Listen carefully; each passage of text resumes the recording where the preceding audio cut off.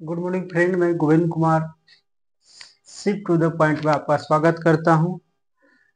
बीते दिनों हम लोग देख रहे थे कि 2 दिन पहले मतलब आप कह सकते हैं कि 24 अक्टूबर को मुख्यमंत्री नीतीश कुमार के द्वारा एक घोषणा किया गया है कि पीछे की जितनी भी वैकेंसी अभी खाली है वह लगभग अगले 6 महीने में भर लिए जाएंगे। जैसे आप समझ सकते हैं या कह सकते हैं कि जिसका मुझे था इंतजार वो घड़ी अब आ गई है। अब इसके साथ हम लोग अपनी तैयारियों को फिर से शुरू करेंगे। पहले एक नज़र थोड़ा सा हम देख लेते हैं कि आखिर ये थंबनेल का क्या मतलब बताया गया। कहा गया है कि ये ओनली फॉर जो क्लास चलाया जाएगा ये केवल बिहार दरोगा के पाठ पर ही आधारित होगा और पूर्ण परिचय इस वीडियो के माध्यम से हम ले लेंगे। एक यहाँ देखिए बातें लिखी गई है कि जिंदगी के आखिरी कदम शिफ्ट टू द पॉइंट के संग क्या आप भी कर सकते हैं। तो हाँ, इसका जवाब है कि हाँ, आप भी कर सकते हैं। आपको भी एक प्रयास करनी चाहिए, है ना। उसके बाद हम लोग देखेंगे कि भर्ती की पूरी प्रक्रिया क्या है, कितनी सीट है, किसका कितना सीट आया है और उसका कब फॉर्म फिलअप होने जा रहा है, कब एग्जाम होगी या फिर उसका हाइट क्या होता है, कैटेगरी वाइज आपको बताया जाएगा। और उसका फिजिकल जो डायमेंशन हम लोग देखेंगे, तो हम लोग थोड़ा सा फिजिकल की भी बात कर लेंगे। तो सबसे पहले अगर हम देख लें तो बताया गया कि यह न्यूज के हिसाब से 2,11,000 की भर्ती ये होने वाली है। आप कह सकते हैं कि मतलब बिहार में अगले वर्ष चुनाव होने वाली है और उम्मीद की जाती है कि चुनाव से पहले ये सारे भर्ती पूरी कर ली जाएगी। लेकिन इस भर्ती के साथ साथ एक खास बात है और भी बताया गया है कि इसमें कुछ बिहार एसआई मतलब बिहार दरोगा और बिहार पुलिस की वैकेंसियां जो है वह अगले 6 महीने में पूर्ण कर ली जाएगी। अगले 6 महीने में ही यह भर्ती पूर्ण हो जाएगी। खास करके ये एक जो बताया गया बिहार एसआई और फॉरेस्ट एसआई और ये बिहार पुलिस, ये तीनों वैकेंसियां उम्मीद है कि अगले 6 महीने में पूर्ण कर ली जाएगी। तो सबसे पहले हम ये जाने कि ये जो सारी वैकेंसियां आ रही है इसमें कुल कितने सीट इस बार दिया गया है। तो कहा गया है कि एसआई के लिए 1300 सीट की संभावना व्यक्त की गई है कि लगभग 1300 सीटें इसमें आएगी। जबकि आप देखेंगे तो लगभग 800 सीट जो है वह फॉरेस्ट एसआई मतलब वन विभाग का जो दरोगा होगा वन विभाग के दरोगा के लिए आएगा। और जबकि बिहार पुलिस की सीट की अगर हम बात कर लें तो लगभग 21,391 सीट आने वाली है। अब सवाल यह है कि अगर ये जो भर्तियां जितनी भी बताया गया ये लगभग 6 महीने में पूर्ण कर ली जाएगी, मतलब भर्ती कंप्लीट हो जाएगी। आप कह सकते हैं कि आपके पास ज्यादा से ज्यादा समय 6 महीना है। फॉर्म फिलअप करने के बाद कोई तैयारी नहीं होती है। तैयारी किसी भी जॉब के लिए पहले से ही करना होता है। जैसा बताया जा रहा है कि ये जो वैकेंसी बताया गया आपका बिहार एसआई या फॉरेस्ट एसआई या बिहार पुलिस, यह संभावित तिथि है कि लगभग नवंबर से इसका फॉर्म फिलअप होना स्टार्ट हो जाएगा। इसके बाद अगर हम देख लें इसकी एग्जाम की बात कि एग्जाम कब तक कंडक्ट करवा लिया जाएगा, तो माना जा रहा है या सूत्रों के हिसाब से बताया जा रहा है कि लगभग ये जो एग्जाम की तिथि होगी या लास्ट जनवरी या 1 फरवरी में हो सकती है। तो ये तो आपका एक एग्जाम का जो पैटर्न है और संभावित तिथियां जो है वो आप लोगों को बताया गया। इसलिए अगर आप भी अगर तैयारी करना चाहते हैं, आप भी अगर इसका योग्य हैं, तो आपको भी एक बार प्रयास करनी चाहिए, वो भी शिफ्ट टू द पॉइंट के साथ जो बिल्कुल निःशुल्क क्लासेस चला रही है और इसमें सभी विषयों के लिए प्रॉपर चलाया जाएगा। दूसरी बात जब अब अगर हम देख लें तो सबसे पहले हम बात कर लें कि इसका क्वालिफिकेशन क्या होता है। सबसे पहले तो आपका शैक्षणिक योग्यता होना चाहिए फॉर्म फिलअप करने के लिए। अगर आपके पास योग्यता है तो आप एलिजिबल हैं और मेहनत के आधार पर आप भी अपने एक सीट को हासिल कर सकते हैं। जहां तक सवाल हम ये देख रहे हैं तो बिहार एसआई या फॉरेस्ट एसआई जो देख रहे हैं मतलब दरोगा कोई भी वैकेंसी अगर देख रहे हैं तो ये ग्रेजुएट लेवल का जॉब है। इसके लिए आपको ग्रेजुएट कम पास आउट होना बहुत अनिवार्य है। जबकि आप बिहार पुलिस देखेंगे तो ये 12th लेवल आधारित जॉब है। इसमें आपका 12वीं पास का होना जरूरी है। अगर आप एजुकेशनल योग्यता रखते हैं तो आप भी इस फॉर्म को फिलअप कर सकते हैं और इसकी तैयारी पूर्व से ही कर सकते हैं। अगर इसका हम सबसे पहले बात कर लें कि शैक्षणिक योग्यता के बाद एक चीज और आता है, ये एज, कि कब से ये फॉर्म, कितने एज से ये फॉर्म भरा जाएगा और कितने एज तक फॉर्म भरा जाएगा। तो ये होता क्या है कि ये कैटेगरी का रोस्टर वाइज होता है और सभी कैटेगरियों के लिए अलग अलग आपका एज दिया गया है। जैसे अगर हम देख लें, बात कर लें जनरल का, तो जनरल का एज का क्या डायमेंशन है, तो इसमें एक चीज हम देखेंगे कि जनरल में मेल और फीमेल, जितने भी अगर हम बातें भी करेंगे, जितनी भी बात आपको बताया जाएगा, सब मेल और फीमेल के आधारित पर ही बताया जाएगा और दोनों के लिए अलग अलग कैटेगरियां हैं। जैसे अगर हम बात कर लें कि जनरल के लिए क्या कहता है, तो जनरल मेल में अगर मान ली जाए कि कोई पुरुष मेल है, कोई पुरुष अगर जनरल से बिलोंग करते हैं, तो उसके लिए आपका मिनिमम आयु जो है वह 20 वर्ष दिया गया है और मैक्सिमम आयु 37 वर्ष तक है। ये बातें अगर हम लोग यहाँ देख लेते हैं, उसके बाद देखेंगे कि ये केवल मेल के लिए, मेल का एज आपका 20 से 37 वर्ष होगा, जबकि फीमेल के लिए, जनरल कैटेगरी में अगर फीमेल की हम बात कर लें तो उसमें देखेंगे कि 20 वर्ष से लेकर 40 वर्ष तक के लिए है, ये जनरल का है। अगर उसके बाद हम देख लें कि ओबीसी और ईबीसी की अगर हम बात करें, तो ओबीसी और ईबीसी में मेल के लिए उम्र जो है कम से कम 20 वर्ष होना चाहिए और ज्यादा से ज्यादा जो एज है वह 40 वर्ष बताया गया है। ये किसके लिए ये पैमाना बताया गया है, तो ये केवल मेल कैंडिडेट के लिए है। अगर इसमें हम मेल की बात कर लें, मेल की अगर हम बात करते हैं, तो मेल की बात में हम लोग क्या देख रहे हैं कि मेल का जो ओबीसी और ईबीसी का जो मेल होगा उसका उम्र कितनी वर्ष, 20 से 40 वर्ष होगा और फीमेल के लिए भी 20 से 40 वर्ष उम्र दिया गया। मतलब आप कह सकते हैं कि ओबीसी और ईबीसी का जो कोई भी कैटेगरी हो, मेल हो फीमेल हो, दोनों के लिए मिनिमम एज आपका 20 वर्ष है और मैक्सिमम एज जो है वह 40 वर्ष बताया गया है। अब सवाल रह गया एससी और एसटी का, मतलब आप कह सकते हैं कि शेड्यूल कास्ट और शेड्यूल ट्राइब की अगर हम बात कर लें, तो उसमें मेल के लिए भी उम्र जो है वह 20 से 42 है।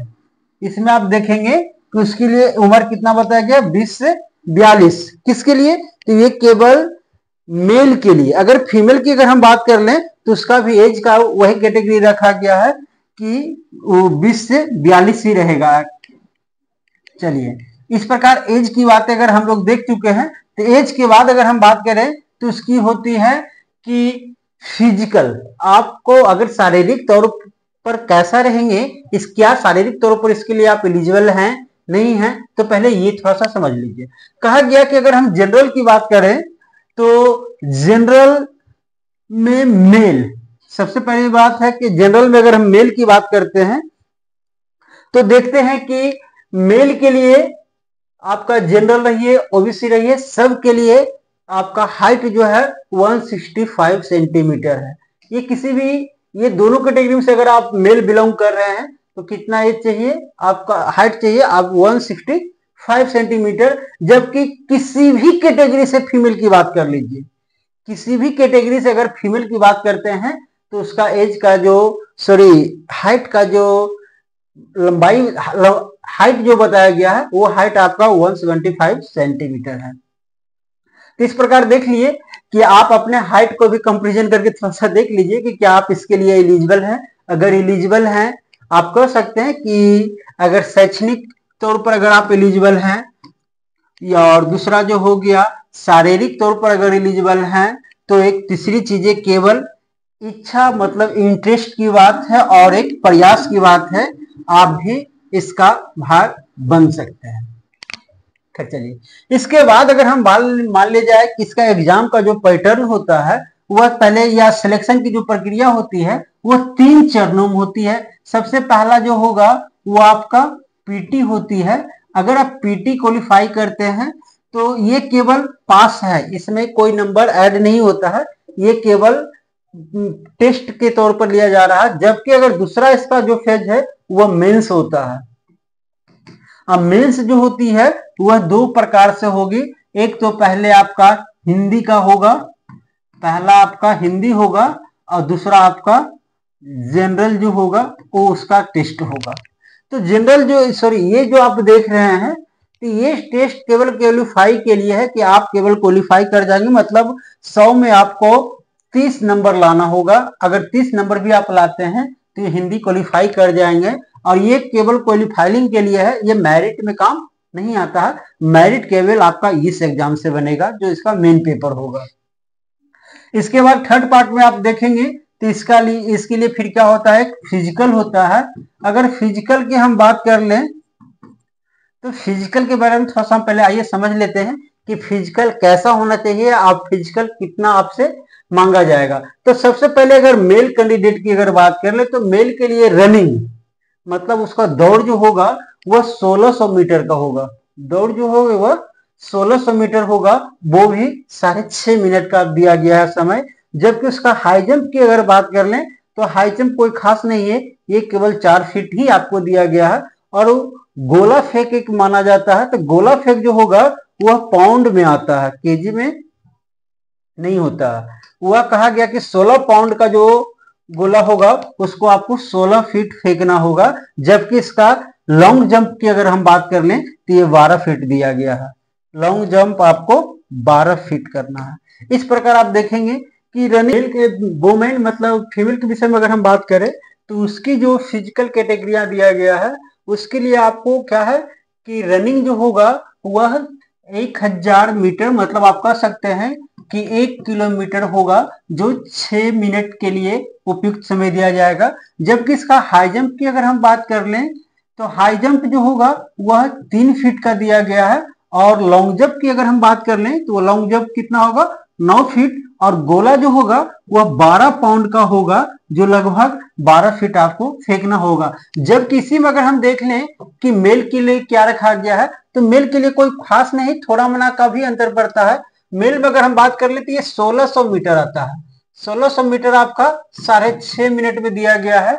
जबकि अगर हाई जंप की हम बात कर ले तो इसके लिए 4 फीट दिया गया है। और लॉन्ग जंप अगर हम बात करें तो ये आपका 12 फीट है। और गोला जो है वह 16 पाउंड का होगा और 16 फीट फेंकना होगा। इस प्रकार के आप देखेंगे तो ये फिजिकल कैटेगरी हो गया। इतना आपको एग्जाम पास करने के बाद आपको दिखा देना होगा। इसके बाद चलिए इसका सबसे मुख्य विषय जो है वह है इसका पाठ्यक्रम। अगर हम पाठ्यक्रम को समझने की बात कर ले तो सबसे पहले देख लेते हैं कि इसका पाठ्यक्रम में कौन कौन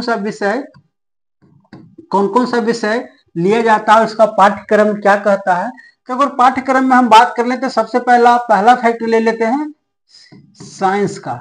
पहला फैक्ट आपका साइंस हो गया। और साइंस में देखेंगे तो आपका फिजिक्स, आपका हो गया केमिस्ट्री और ये बायो, फिजिक्स केमिस्ट्री और बायो। अगर हम एसएसटी में बात कर ले सोशल स्टडी के सब्जेक्ट में कौन कौन विषय आता है तो इसमें आप देख लेंगे कि सबसे एक इम्पोर्टेंट विषय है आपका वो हो गया आपका हिस्ट्री। उसके बाद देखेंगे तो ज्योग्राफी, उसके बाद आप ले लेंगे इकोनॉमिक्स और एक विषय है पॉलिटी। हड़बड़ाना नहीं है, बहुत बड़ा विषय आपका नहीं है, ये देखने में केवल लग रहा है। इसके बाद अगर हम देख लें तो एक सब्जेक्ट आपका मैथ और एक होगा करंट अफेयर्स।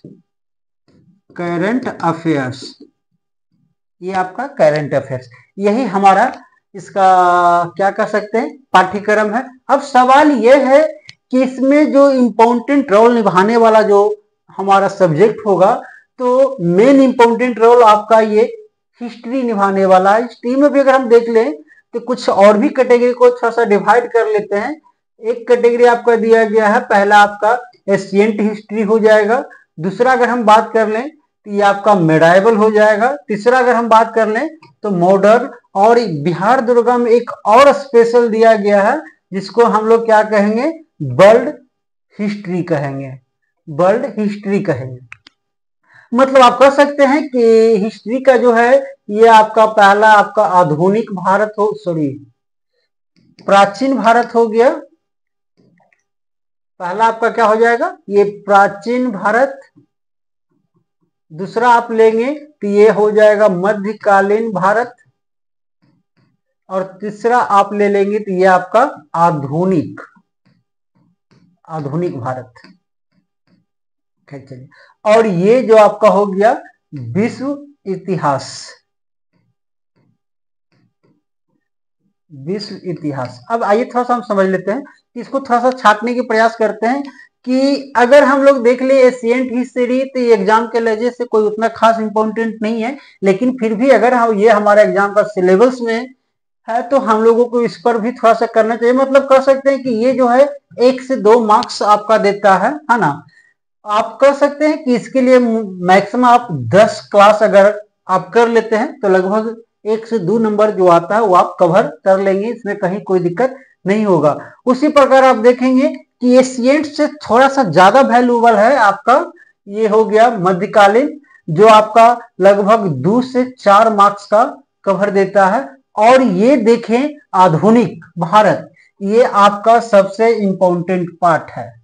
जितनी एनर्जी आपको हिस्ट्री में लगानी है वो सारा एनर्जी आपको यहां लगा दीजिए, जो आपको डायरेक्ट बेनिफिट मिलने वाला है।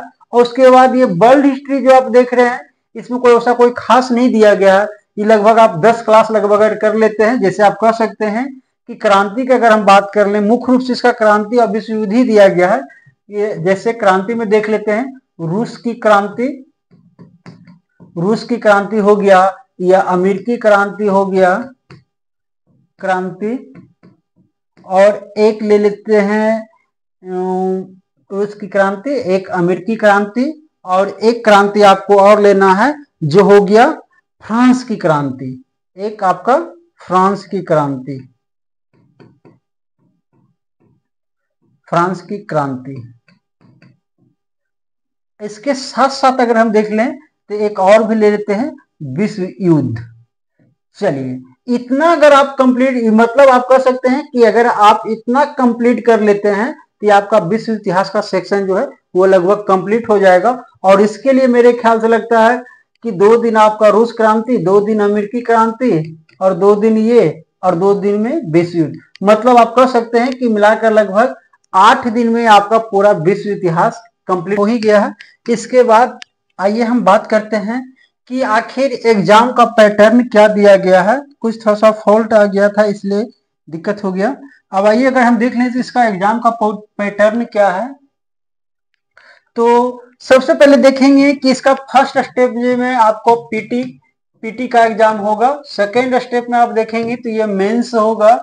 मेंस जो होगा ये 2 पार्ट में दिया गया है, एक आपका हिंदी का होगा और दूसरा आपका जीके और जीएस, मतलब जनरल नॉलेज और जनरल साइंस का एग्जाम होगा।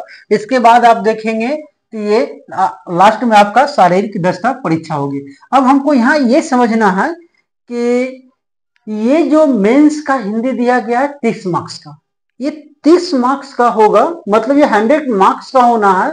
लेकिन ये केवल क्वालिफाइंग पेपर है, इसमें आपको केवल क्वालिफाई करना है। इसमें बहुत ज्यादा स्कोर ला के आपको कोई बेनिफिट नहीं होना है, क्योंकि पास होने के लिए कम से कम 30 मार्क्स लाना होगा। अगर आपने 30 मार्क्स ले आया तो आप मेंस के लिए 100% एलिजिबल है। मतलब आप थोड़ा सा कंफ्यूज मत होइएगा। कहने का सेंस है कि जब आप मेंस का एग्जाम देने जाएंगे तो एक ही साथ दोनों एग्जाम लिया जाएगा, एक आपका हिंदी का और दूसरा आपका जीके जीएस का एग्जाम होगा। पहले आप हिंदी का एग्जाम देंगे जो क्वालिफाइंग है और आपको उसमें 30 मार्क्स स्कोर करना है, और दूसरा जो होगा वह आपका जीके जीएस का होगा, मेन होगा। यही जो है वो आपको मेरिट लिस्ट बनाएगा। लेकिन मेरिट लिस्ट बनाने में कहीं ना कहीं थोड़ा सा हिंदी का भी एक अहम रोल देखा जा रहा है। क्यों? क्योंकि अगर आपने हिंदी को क्वालिफाई नहीं किया तो आपका मेंस की कॉपी की जांच नहीं की जाएगी। इसलिए मेरे ख्याल से हिंदी का भी तैयारी होनी चाहिए, और उतना भी नहीं। और जहां तक हम लोग समझ पाते हैं कि हिंदी की तैयारी क्या किया जा सकता है, हमने हिंदी में जन्म लिया, हिंदी आज तक पढ़ा, और 100 में 30 मार्क्स लाने के लिए अगर हिंदी की तैयारी करना पड़ता है तो मेरे ख्याल से कहीं ना कहीं ये दुर्भाग्यपूर्ण बातें हैं हम लोगों के लिए। चलिए, इस थोड़ा सा फॉल्ट आ गया था इसलिए हम लोग देखेंगे। अब कहा जा रहा है कि जब किसी भी एग्जाम के क्वेश्चन के लिए, क्वेश्चन सेट करने के लिए अगर किसी टीचर या किसी व्यक्ति को दिया जाता है तो ऐसा नहीं है कि वो क्वेश्चन जो है अपने मन से ही सेट करते हैं, उनकी सहमति नहीं होती है। उनको सबसे पहले कहा जाता है कि ब्लूप्रिंट मिलता है, और ब्लूप्रिंट के आधार पर ही वह क्वेश्चन सेट कर पाते हैं। अब आइए पहले हम इस ये ब्लूप्रिंट वाला क्या कॉन्सेप्ट है, पहले हम इसको समझें। कहा गया कि जब भी किसी एग्जाम की या किसी परीक्षा की तैयारी के लिए, सॉरी, जब भी किसी एग्जाम का क्वेश्चन बनाने के लिए जो ब्लूप्रिंट दिया जाता है उन लोगों को, तो कहा गया कि ब्लूप्रिंट में सबसे पहले ये दिखाया रहता है कि ये 60% जो होगा वह होना चाहिए ज्ञान स्तर का क्वेश्चन, वह ज्ञान स्तर का क्वेश्चन होगा, और उसका जो 30% होगा वह होगा आपका समझ स्तर का क्वेश्चन होगा, और 10% जो होगा वह आपका विश्लेषण स्तर का होगा, विश्लेषण स्तर का क्वेश्चन होता है। अब आइए समझिए, आप लोग बहुत बार सुने होंगे कि बिना कुछ पढ़े बिना कुछ किए अगर आप एग्जाम में बैठ जाते हैं तो एग्जाम में बैठने के बाद आप देखेंगे कि लगभग 30 से 40 क्वेश्चन आप बनाकर चलाते हैं। अब बच्चों को लगता है कि अगर बिना पढ़े हम 30 से 40 बना लिए तो पढ़ने के बाद तो हम 80 बना ही लेंगे। ऐसी नहीं है, 30 से 40 बनाना बिल्कुल आसान है, लेकिन 40 से 60 करना या 60 से 90 करना ये बहुत हार्ड हो जाता है। क्यों? क्योंकि क्वेश्चन सेट करते समय ब्लूप्रिंट में ही दिया रहता है कि ऐसा 30 से 40 क्वेश्चन इस टाइप का होना चाहिए कि समथिंग स्टूडेंट, लगभग स्टूडेंट बनाए। और ये बनाने से बेनिफिट क्या होगा कि विद्यार्थियों में, बच्चों में इंटरेस्ट बना हुआ रहेगा। अगर मान ले जाए किसी बच्चे ने फॉर्म भरा और फॉर्म भरने के बाद वह उसका एग्जाम में 5 नंबर 10 नंबर अगर आता है तो बच्चे का इंटरेस्ट खत्म हो जाएगा।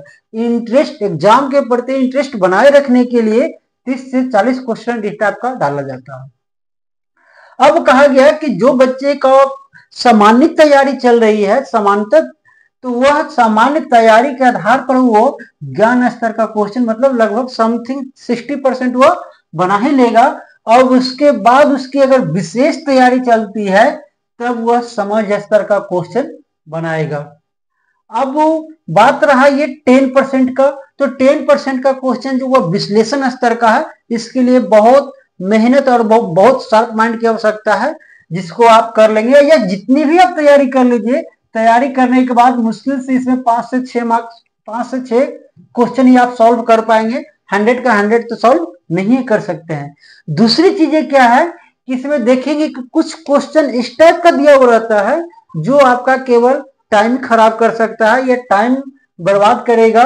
तो वैसे क्वेश्चन को भी इसमें समझना होता है, वैसे क्वेश्चन को भी छांटना पड़ता है। अब ऐसा नहीं कि वैसे क्वेश्चन को पकड़ के बैठ गए और आपका ज्ञान स्तर का 5 क्वेश्चन छोड़ दिए। तो इस प्रकार के क्वेश्चन का पहचान भी करना होगा कि कौन क्वेश्चन है जो समझ स्तर का है, कौन क्वेश्चन है जो ज्ञान स्तर का है, और कौन क्वेश्चन है जो विश्लेषण स्तर का है। विश्लेषण वाला में मेरे ख्याल से ज्यादा दिमाग लगाना नहीं है, उसको छोड़ भी दीजिएगा तो बहुत अच्छे स्थिति में आप रहेंगे। अब कहने एक बात और सबसे इंपॉर्टेंट है, इंपॉर्टेंट क्या कहा जा सकता है कि आप लोग बहुत बार सुने होंगे कि टीचर कहते हैं कि मेरे यहाँ का सारा क्वेश्चन छप जाता है, या मेरा 100 का 100% क्वेश्चन मैच कर जाता है। तो उनकी बेकार की बातों में नहीं पड़िए।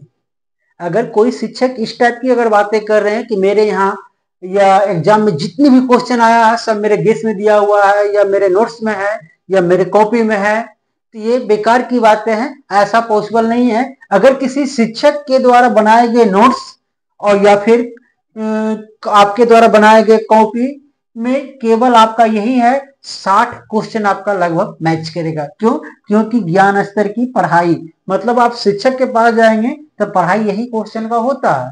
कुछ अच्छे शिक्षक जो होते हैं वह ज्ञान स्तर से आपका क्या करेंगे कि आपका समझ डेवलप करने के लिए इस क्वेश्चन, इस एरिया में आपको लाएंगे और इसकी तैयारी करवाते हैं। तो मेरे ख्याल से अगर आप किसी नोट्स या क्या बोलते हैं सेट मारकर अगर तैयारी कर रहे हैं तो सेट मारने के बाद देख लीजिए कि आपका रिजल्ट यही होगा। मतलब आप कह सकते हैं कि ये आपका बॉर्डर लाइन हो गया। अगर आप सेट मार के पहुंचते हैं या ज्ञान स्तर का क्वेश्चन बनाते हैं तो आप क्या होगा कि आप या तो बॉर्डर के पास आते आते रह जाएंगे, मतलब कहने का सेंस हो गया कि 2-4 मार्क्स 10 मार्क्स से आगे पीछे होते रहेंगे, कभी भी बॉर्डर क्रॉस नहीं करेंगे। बॉर्डर क्रॉस करने के लिए ये आपका समझ स्तर का क्वेश्चन को बनाना बहुत जरूरी है। और समझ स्तर का क्वेश्चन अगर कोई अच्छे शिक्षक हैं तो वह आपको समझ लेवल तक ले जाएंगे। दूसरा है कि आपको खुद भी थोड़ा सा इसमें दिमाग लगाना होता है, थोड़ा सा समझना बुझना होता है कि आप किसी भी चीज को कैसे समझ लेते हैं।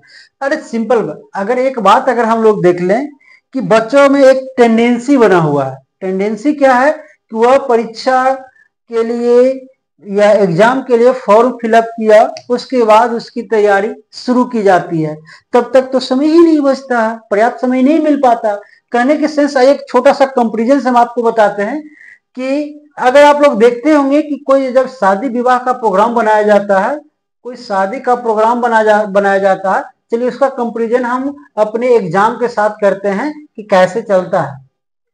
तो सबसे पहले क्या होता है कि शादी के लिए वर को ढूंढा जाता है, उसी प्रकार आप किस विभाग का परीक्षा देंगे, आप अपने विभाग का ये एग्जाम का चयन करेंगे। एग्जाम का चयन करने के बाद आप देखेंगे कि शादी की तैयारी धीरे धीरे धीरे धीरे चलते रहती है। अब तैयारी चलते समय जब निश्चित डेट हो जाता है कि इस डेट को शादी का कार्यक्रम संपन्न किया जाएगा, जिस प्रकार एग्जाम का डेट आता है, जिस प्रकार एग्जाम का डेट आता है। अब थोड़ा सा इसको गौर कीजिए कि जब ये शादी का डेट सेट हो जाता है, तब आप देखते हैं कि बहुत सारा काम है। मतलब उसमें देखेंगे कि काम कितना करना है, समय कितना है आपके पास, और प्रतिदिन आप कितना कार्य करेंगे, प्रतिदिन आप कितना कार्य करेंगे ताकि उपयुक्त समय पर आप शादी का कार्यक्रम संपन्न करवा पाएंगे। ठीक उसी प्रकार यहाँ होता है कि जब हम लोग अपने एग्जाम की तैयारी सेट हो जाता है कि हमको ऑलरेडी एग्जाम देना है, तब आपको सबसे पहले क्या करना होगा कि अपने पाठ्यक्रम को सूचीबद्ध करेंगे कि हमको पूरे कितना पाठ कंप्लीट करना है। दूसरा बात अगर हम देख लें, इसमें फिर दूसरा है आपका समय, कि आपके पास कितना समय है इस पाठ्यक्रम को पूरा करने के लिए। उसके बाद आपको कैलकुलेशन से खुद निकालना होगा कि प्रतिदिन हम कितना कार्य करेंगे या प्रतिदिन हम अपने कितने सिलेबस को पूरा करेंगे ताकि एग्जाम के डेट के समय पूर्व ही हम अपने सिलेबस को कंप्लीट कर पाए। तो ये एक प्रकार का छोटा कंपैरिजन था।